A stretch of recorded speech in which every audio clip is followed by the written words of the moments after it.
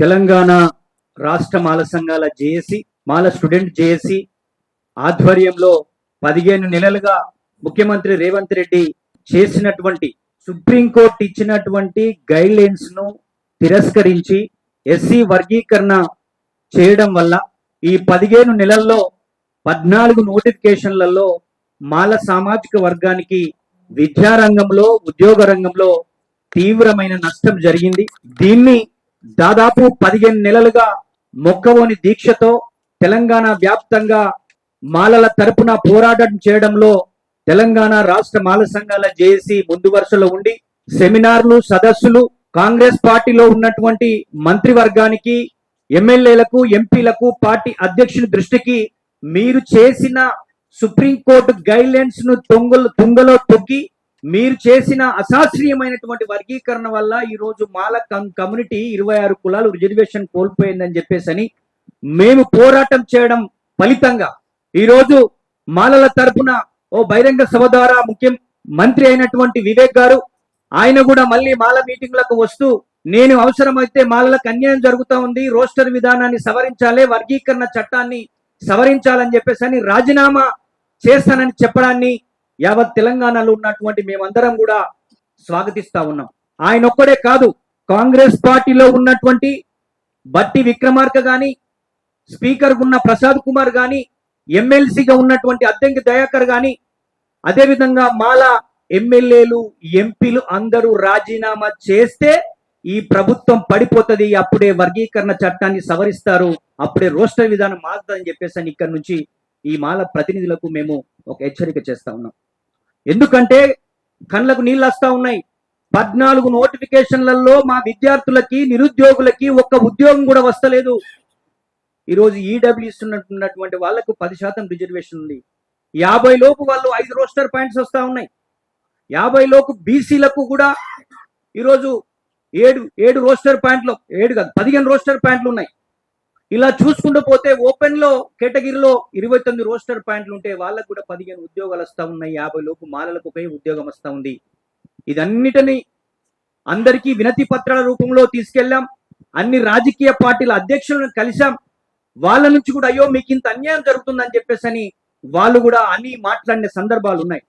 అయితే supreme court guide lines వ్యతిరేకంగా ఆ యొక్క గైడ్ లైన్స్ ని తిరస్కరించినటువంటి ఈ కాంగ్రెస్ పార్టీని, ముఖ్యమంత్రి రేవంత్ రెడ్డి విధానాలని ఢిల్లీ పురవీధుల్లో మిమ్మల్ని మీరు చేసినటువంటి అన్యాయాన్ని తెలియజెప్పడానికి మేమందరం కూడా మాల సంఘాల జేఏసీ ఆధ్వర్యంలో ఆగస్టు 15న, ఆగస్టు 10న మేము అక్కడ ఢిల్లీకి వెళ్ళడం జరుగుతుంది.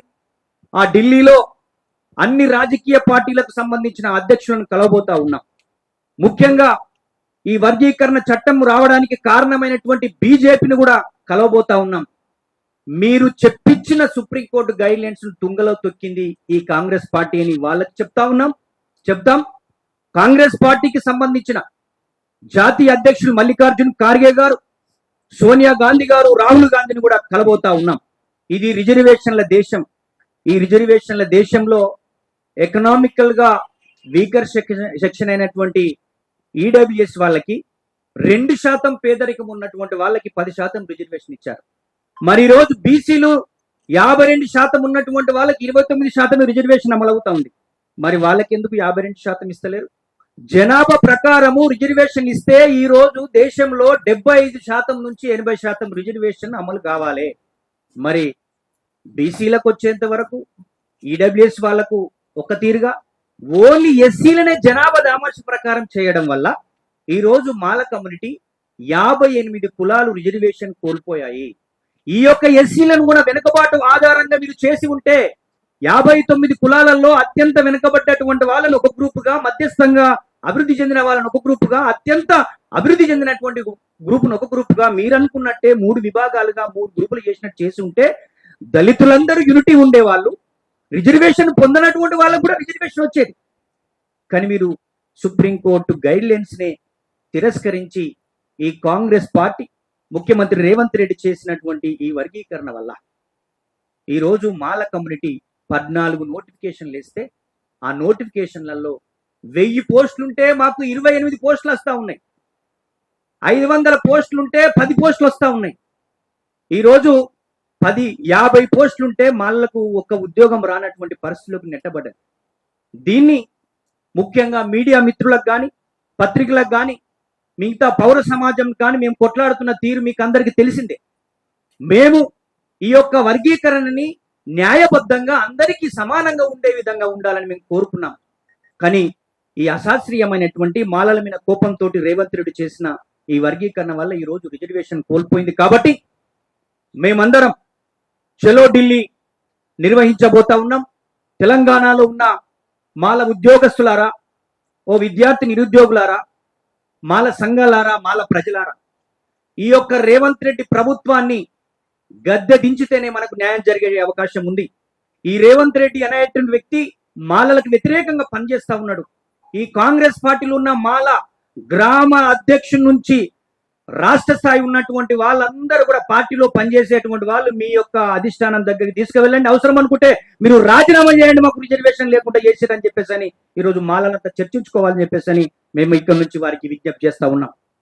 ఇప్పుడు ఈ రిజర్వేషన్ల దేశంలో మాల కమ్యూనిటీని మొత్తానికే విద్య, ఉద్యోగ, ఉపాధి అవకాశాలకు దూరం చేసే కుట్ర రేవంత్ రెడ్డి పన్నెండు.